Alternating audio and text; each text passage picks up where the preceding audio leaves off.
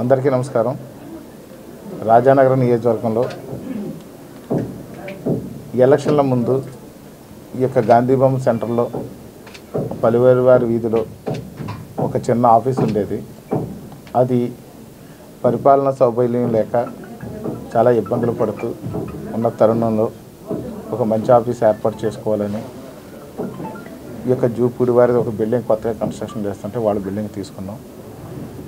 ఇక్కడ పూర్తి స్థాయిలో నియోజకవర్గ హెడ్ క్వార్టర్లో జనసేన పార్టీ కార్యాలయం ఏర్పాటు చేయడం జరిగింది. ఇక్కడ నిరంతరం సీఎంఆర్ఎఫ్కి సంబంధించింది ముఖ్యమంత్రి సహాయ నిధి నుంచి ఎవరికైతే అవసరాలు ఉంటాయో వాటిల పనులు కానీ, ఒక పోలీస్ స్టేషన్ పని, ఒక ఎంఆర్ఓ ఆఫీసుల పని, ఒక ఎండిఓ ఆఫీసుల పని, ఒక హాస్పిటల్ పని, ఇలాగ వివిధ రకాల ప్రభుత్వ తాలూకు ఏదైతే పనులు ఉన్నాయో, ప్రజల అవసరాలు ఏదైతే ఉన్నాయో తీర్చడానికి నిరంతరం ఇక్కడ సిబ్బంది అంతా కూడా అందుబాటులో ఉండి ఇక్కడ పరిపాలన సాగిస్తాం. ముఖ్యంగా అంబులెన్స్ సర్వీస్ కూడా ఎప్పుడైతే జనసేన పార్టీ తరఫున ఎలక్షన్ల ముందే మేము 3 మండలాల్లో 3 ఉచిత అంబులెన్స్లు కూడా మేము ఏర్పాటు చేయడం జరిగింది. ఆ అంబులెన్స్లు కూడా గతంలో రాజానగరంలో అంబులెన్స్ అందుబాటులో లేకుండా ఇబ్బంది పడ్డారు. అలాంటి పరిస్థితుల్లో అంబులెన్స్ సర్వీసులు కూడా వాటిని పూర్తి స్థాయిలో అధునాతన సదుపాయం పార్టీ ఉచిత అంబులెన్స్లు కూడా మళ్ళీ రాజానగరం, కోరుకొండ, సీతానగరం కూడా ఈ రోజు నుంచి ప్రారంభమవుతున్నాయి.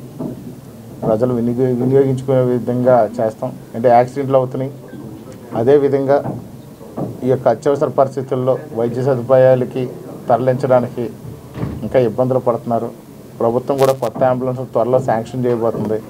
ఈలోపు ఎవరు ఇబ్బంది పడకూడదని చెప్పి ఉచిత అంబులెన్స్ సర్వీసులు అనేది కంటిన్యూ చేస్తున్నాం. అలాగే ప్రజలకు అవసరమైన ప్రతి పని కూడా నియోజకవర్గ హెడ్ క్వార్టర్లో ఉండి సేవలు అందించడానికి ఇక్కడ మేము ఏర్పాటు చేసుకున్నాం. చాలామంది ప్రజలు ఇబ్బంది పడుతున్నారు. మా నివాసం ఉంటే గాదరాళ్ళలో ఉంటున్నాము, లేదు అని అనుకుంటే రాజమండ్రిలో ఉంటున్నాము. అలాగే ప్రతి ఒక్కరు కూడా రాజమండ్రి వరకు వచ్చేస్తున్నారు. పొద్దున్న లేచి వాళ్ళు ఏదో కలుస్తారు, ఇంటి దగ్గర కలుస్తారు అన్నట్టుగా వచ్చేస్తున్నారు. కానీ ప్రతి ఒక్కరు కూడా ఆటో ఛార్జీలు, బస్ ఛార్జీలు, వాళ్ళకి తర్వాత స్ట్రైన్ అయిపోవడం, కొంతమంది పేషెంట్లు ఇలాంటి చాలా ఇబ్బందులు పడుతున్నారు. అలాంటి ఇబ్బందులు పడకూడదని ఇక్కడ పూర్తి స్థాయిలో అందరూ కూడా సిబ్బంది అంతా కూడా మా సిబ్బంది పూర్తి స్థాయిలో ఎవరైతే ఉంటారో ఈ పిఏలు కానివ్వండి, లేకపోతే ఈ జనవాణికి సంబంధించిన వాళ్ళు కానివ్వండి, ప్రజా సమస్యల పరిష్కార వేదిక కానివ్వండి, అన్నీ కూడా ఇక్కడే అందుబాటులో ఉండి ప్రజల పూర్తి స్థాయిలో సదుపాయాలు ఏర్పాటు చేస్తాం. అలాగే మా ఈ యొక్క రాజానగరం మండలానికి ఎవరైతే మాకు మండల కన్వీనర్గా వెగిచెట్ల రాజు గారు, ఆనరబుల్ ప్రెసిడెంట్గా తోట రామకృష్ణ గారు ఉన్నారు. వారు కూడా ప్రతిరోజు ఇక్కడ ప్రజా సమస్యలు పరిష్కరించడానికి పూర్తి స్థాయిలో అందుబాటులో ఉండి ఇక్కడే పరిపాలన సాగిస్తారు. అలాగే మాకు జిల్లా సెక్రటరీలు ఈ రాజానగరం మండలంలో 2 ఉన్నారు. ఒక ఆయన శ్రీకృష్ణపట్నం సర్పంచ్ కిమిడి శ్రీరామ్ గారు, మరొక వారు ఈ యొక్క మాజీ ఎంఆర్పిఎస్ జిల్లా అధ్యక్షుడు ఈ యొక్క కొత్తపల్లి రఘు గారు ఉన్నారు. వారు కూడా నిరంతరం ఇక్కడ ఆఫీస్ దగ్గర ఉండి వాళ్ళు పూర్తి స్థాయిలో పనిచేస్తారు. అలాగే ప్రజా సమస్యల పరిష్కార వేదిక జనవాణి అనేది ఏదైతే ఉందో అది కూడా ఇక్కడ పూర్తి స్థాయిలో దానికి సంబంధించినటువంటి మండలానికి చైర్మన్గా అరిగిల రామకృష్ణ గారు ఉన్నారు. వారు కూడా నిరంతరం ఇక్కడ ఈ ఆఫీసులోనే ఉండి ప్రజలకు సేవలు అందిస్తారు. అలాగే ఇక్కడ మాకు రాజానగరం మండలానికి మహిళా అధ్యక్షురాలుగా నంద్యాల లక్ష్మి గారు ఉన్నారు. వారు కూడా ఈ ఆఫీసులో ఉండి ఇక్కడ ప్రజలకు సేవలు అందిస్తారు. ముఖ్యంగా మాకు నా సేన కోసం నా వంతు కోఆర్డినేటర్గా మొట్టమొదటి నుంచి జనసేన పార్టీకి పూర్తి స్థాయిలో ఇక్కడ రాజానగరం నుంచి అన్ని విధాలుగా కూడా ప్రజలకు సేవలు చేస్తూ పార్టీకి వెన్నుదన్నుగా ఉండి నా గెలుపులో కూడా మెజారిటీ భాగాన్ని, సింహభాగాన్ని ఆవిడ దగ్గర పెట్టుకుని ఆవిడ కష్టపడి ఈ యొక్క రాజానగరం నియోజకవర్గంలో జనసేన పార్టీ గెలవడానికి ఆహర్నిశలు కృషి చేస్తూ ప్రజలకి హాస్పిటల్ పని రానివ్వండి, లేకపోతే అనారోగ్యం రానివ్వండి, ఏదైనా అత్యవసరం రానివ్వండి, ఆపదలో నేనున్నాను అని చెప్పి ప్రతి గడపకి కూడా పసుపు రాయిని గడప ఉండొచ్చేమో కానీ ఈ యొక్క బత్తల వెంకటలక్ష్మి గారు ఎక్కని గడప లేకుండా రాజానగరం నియోజకవర్గంలో ప్రతి ఇంట్లో కూడా పరిష్కరిస్తున్నారండి. ఆవిడ కూడా ఇక మీదట పూర్తి స్థాయిలో ఇక్కడ కూర్చొని ప్రతి ఒక్కరికి కూడా ప్రజలకు ఏ సమస్యలు ఉన్నా అనారోగ్య సమస్యలు ఉన్నా ఏది ఉన్నా ప్రభుత్వ పరంగా ఏది ఉన్నా సరే పూర్తి స్థాయిలో మరొకసారి ఆవిడ పూర్తి ఛార్జ్ తీసుకుని పనిచేస్తూ కూడా ప్రజల అవసరాలు తీర్చే విధంగా కూడా వారు ఇక్కడే నుంచి పరిపాలన సాగిస్తారు. అలాగే ప్రజలు నన్ను గెలిపించినందుకు ఎమ్మెల్యేగా గెలిపించారు, వారి యొక్క రుణం తీర్చుకునే అవకాశం నాకు ఇచ్చారు కాబట్టి శాసనసభకు నన్ను పంపించారు ఎంతో నమ్మకంతోనే. ఇప్పటికే చాలా పథకాలు పెట్టాం. సుమారు ఈ రాజానగరం నియోజకవర్గంలో 3,500 కోట్ల రూపాయలతో అభివృద్ధి చేయాలని చెప్పి చాలా ప్రణాళికలు అనేది మేము చేయడం జరిగింది. ఆ ప్రణాళికలన్నీ కూడా ప్రతిపాదనలు అనేది కూడా పూర్తి స్థాయిలో ఇచ్చాం. ఒక ఎగ్జాంపుల్ కానీ చూస్తే ఈ యొక్క తాగునీటి సమస్యను పూర్తి స్థాయిలో పరిష్కరించడానికి ఒక గ్రిడ్తో కూడినటువంటి వాటర్ను మనం పెడుతున్నాం. 775 కోట్ల రూపాయలతో ఒక ప్రతిపాదన ఇచ్చాము. దాన్ని పూర్తి స్థాయిలో అధికారులు పరిశీలిస్తున్నారు. జలజీవన మిషన్ ద్వారా పూర్తి స్థాయిలో ఇక్కడ గ్రిడ్ పెట్టి గోదావరి జలాలు అందించే విధంగా మనం చేస్తున్నాం. అలాగే చూస్తే 371 కోటితో మనం రోడ్లన్నీ కూడా పూర్తి చేయాలని చూస్తున్నాం. అలాగే ప్రతిదానికి ఒక ప్రతిపాదనలు టూరిజం డిపార్ట్మెంటు, అగ్రికల్చరు, హార్టికల్చరు, విద్య, వైద్యం, సంక్షేమం సక్రమంగా పనిచేయడానికి నిరంతరం కూడా ప్రయత్నం చేస్తున్నాం. గత 7 నెలల నుంచి కూడా చాలా కష్టపడి ప్రజలకి ఏమేమి అవసరాలు ఉన్నాయో గుర్తించాం. ముఖ్యంగా హాస్పిటల్ చూస్తే ఇక్కడ పిహెచ్సీలు ఉన్నాయి. కోరకొండ ఒక పిహెచ్సీ ఉంది, తర్వాత పాల్చర్లో ఒక పిహెచ్సీ ఉంది, కోరకొండలో ఒక పిహెచ్సీ ఉంది, నెక్స్ట్ కేశవరం ఒక పిహెచ్సీ ఉంది, సీతానగరం ఒక పిహెచ్సీ ఉంది. వీటిల్లో కోరకొండ, సీతానగరం, రాజానగరం కూడా కమ్యూనిటీ హెల్త్ సెంటర్స్గా మార్చి కనీసం 30 బెడెడ్ హాస్పిటల్గా మార్చాలని చెప్పి ప్రతిపాదనలు పెట్టాము. అది ప్రాసెస్లో ఉన్నాయి. అలాగే మనం చూసినట్లయితే ఇక్కడ విద్య విషయంలో కూడా చూస్తే రాజానగరం హెడ్ క్వార్టర్ ఉంది కానీ ఎమ్మెల్యేలు మారిపోయారు, ఇంతకాలం పరిపాలన సాగుతుంది కానీ ఇక్కడ కనీసం జూనియర్ కాలేజీ లేని పరిస్థితి ఉంది. ఇక్కడ ఆ యొక్క అంటే నియోజకవర్గ హెడ్ క్వార్టరు, మండల హెడ్ క్వార్టర్లో అయినటువంటి ఈ యొక్క రాజానగరంలో ఒక జూనియర్ కాలేజీ లేదు. దానికి junior college plus degree college కూడా ప్రతిపాదనలు పెట్టాము. అది కూడా మనకి మంజూరు దశలో ఉన్నాయి. అలాగే ఒక పాలిటెక్నికల్ కాలేజ్ ఉండాలని చెప్పేసి మనం కూడా పెట్టడం జరిగింది. అలాగే ఈ నియోజకవర్గంలో ఐటీఐ కాలేజ్ కావాలి, ప్రభుత్వ ఐటీఐ కాలేజ్ అని కూడా పెట్టాము. అవి కూడా మంజూరు దశలో ఉన్నాయి. ఖచ్చితంగా ఈ యొక్క కోరుకొండలో కూడా ఒక డిగ్రీ కాలేజీ పెట్టాలని చెప్పాము. ఎప్పుడో నేను చిన్న పిల్లోడప్పుడు అక్కడ జూనియర్ కాలేజ్ అప్పుడు మనకి రాజ్బాబు గారు ఏదో కొంచెం నిధులు ఇస్తే, సినిమా యాక్టర్ రాజ్బాబు గారు కోరుకొండలో అప్పట్లో జూనియర్ కాలేజీ వరకు వచ్చింది. కానీ డిగ్రీ కాలేజీ లేక చాలా ఇబ్బంది పడుతున్నారు. ఆ డిగ్రీ కాలేజీ కూడా ప్రతిపాదన మనం పాదించాం. దాని మీద అది కూడా మంజూరు దశలో ఉంది. నెక్స్ట్ అకాడమిక్ ఇయర్కి ఇవన్నీ కూడా రావాలని చెప్పి మనం ప్రయత్నం చేస్తున్నాం. అలాగే పుష్కర కానివ్వండి, చాగల్నాడు, వెంకటనగరం ఇలాంటివన్నీ కూడా కాటవరం ఎత్తిపోతల పథకాల్లో బాగా కాలువలన్నీ కూడా పూడికలన్నీ కూడా పూడిపోయినాయి. గత 5 ఏళ్ళు కూడా ఎవరు కాలువల్లో పూడికలు తీయలేదు. అలాగే పంపులు ఏదైతే ఎత్తిపోతల పథకాలు పంపులు ఉన్నాయో దాని రిపేర్లు కానీ మెయింటెనెన్స్ కానీ ఎవరు చేయలేదు. ఆ ఎత్తిపోతల పథకాలన్నీ కూడా చాలా ఇబ్బందుల్లో ఉన్నాయి. మోటార్లు సరిగ్గా తిరగట్లేదు. వాటిలన్నిటికి కూడా గత 5 ఏళ్ళుగా కూడా కాంట్రాక్టర్లు వాపోతున్నది ఏంటంటే రూపాయి కూడా బిల్లు చెల్లించలేదు కాబట్టి ఆ బిల్లులన్నీ కూడా మీరు చెల్లిస్తేనే మేము పనిచేయగలం, లేకపోతే లేదని చెప్తే అవి కూడా యుద్ధ ప్రాతిపదిక మీద కొంచెం రిలీజ్ చేసి ఈ సంవత్సరం 2 పంటలకు కూడా సాగునీరుకి ఇబ్బంది లేకుండా నీరు అందించగలిగాం. కానీ అది తాత్కాలికం.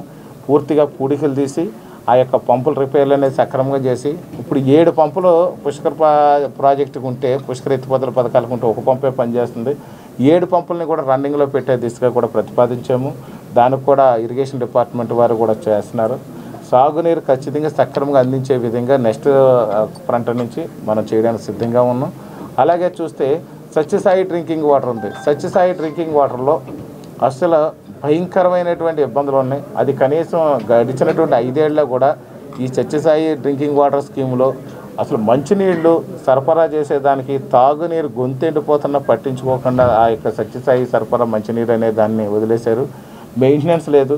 అన్నీ కూడా ఎక్కడ చూసిన పైపులు కన్నాలు పడిపోయి రకరకంగా భయంకరంగా ఉన్నాయి. అవన్నీ కూడా అవన్నిటికి ఎవరికి బిల్లు ఇవ్వలేదని చెప్పి కాంట్రాక్ట్లు వదిలేసి వెళ్ళిపోయిన పరిస్థితి ఉంది. అక్కడ కనీసం సిబ్బందికి కూడా గడిచినటువంటి 2 ఏళ్లగా ఎప్పుడైతే వైసీపీ విధ్వంస పాలనలో భాగంగా 2 ఏళ్లగా అక్కడ సిబ్బందికి కూడా జీతాలు ఇవ్వని పరిస్థితి ఉంది.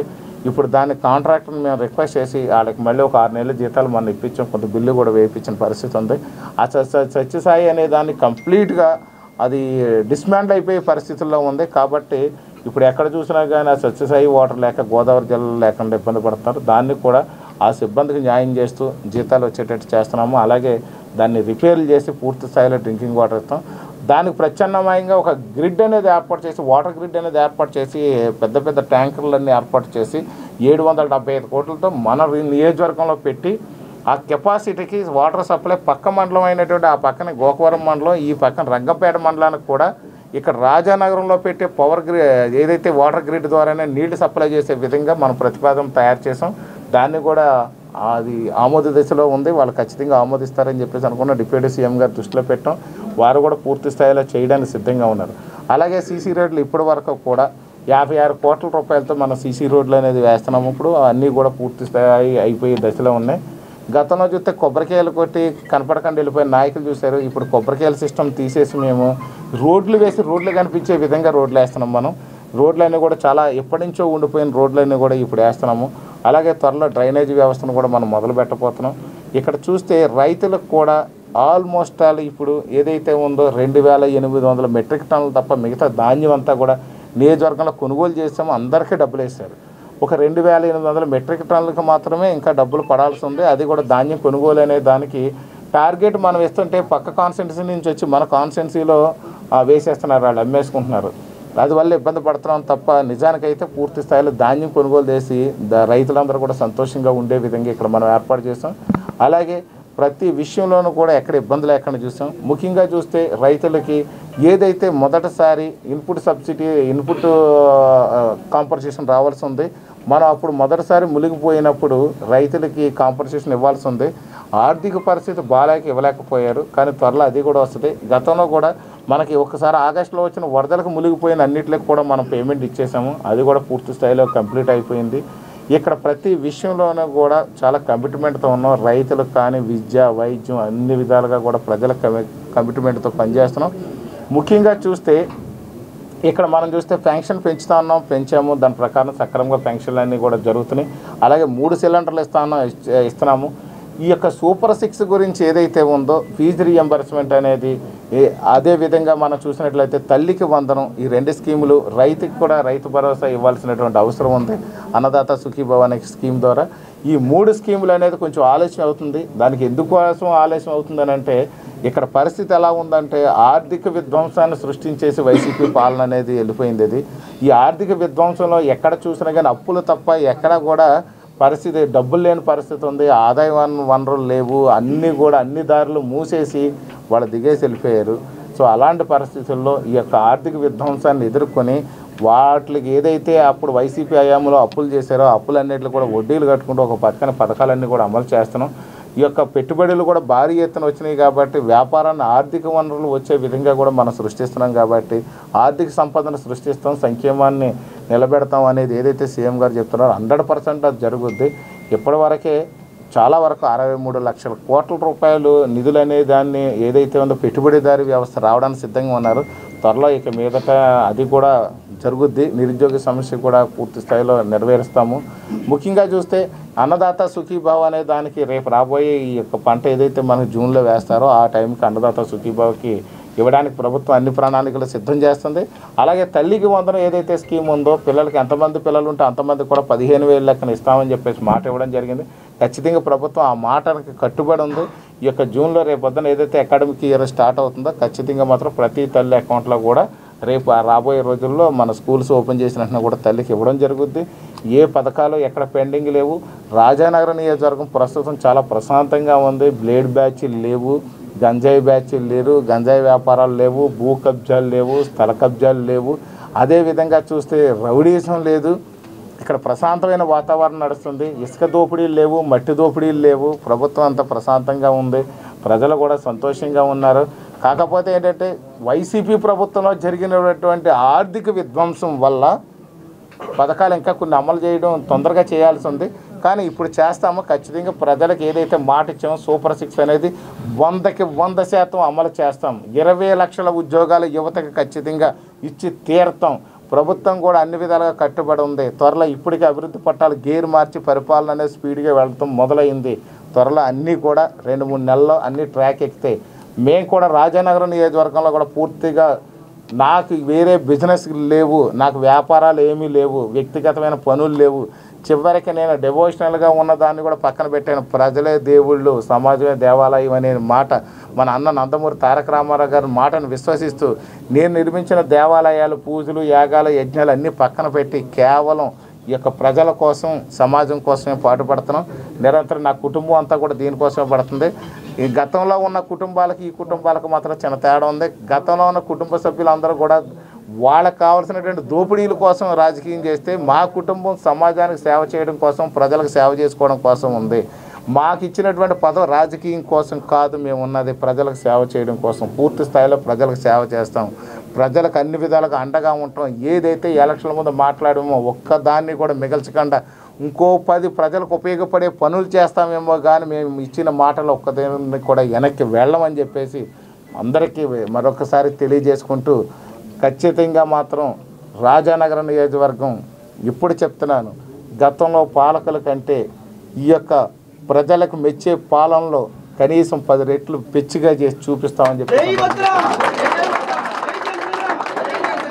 అలాగే జన సైనికులకి నా విజ్ఞప్తి, బత్తుల వెంకటలక్ష్మి గారు గతంలో ఎలా ఉన్నారో అంతకంటే రెట్టింపు ఉత్సాహంతో, రెట్టింపు స్పీడ్తో మీ అందరికీ ఇక మీదట అందుబాటులో ఉండి, రాజానగరంలో అందుబాటులో ఉండి సర్వీస్ చేయడానికి సిద్ధంగా ఉన్నారు. అంబులెన్స్ సర్వీసులు కానివ్వండి, హాస్పిటల్ సర్వీసులు కానివ్వండి, ఆపదలో ఎలాంటి సర్వీస్ అయినా సరే ఆవిడకి ప్రభుత్వంతో పని లేదు. ఆవిడ వ్యక్తిగతంగా అందరికీ కూడా సాయపడడానికి సిద్ధంగా ఉంది.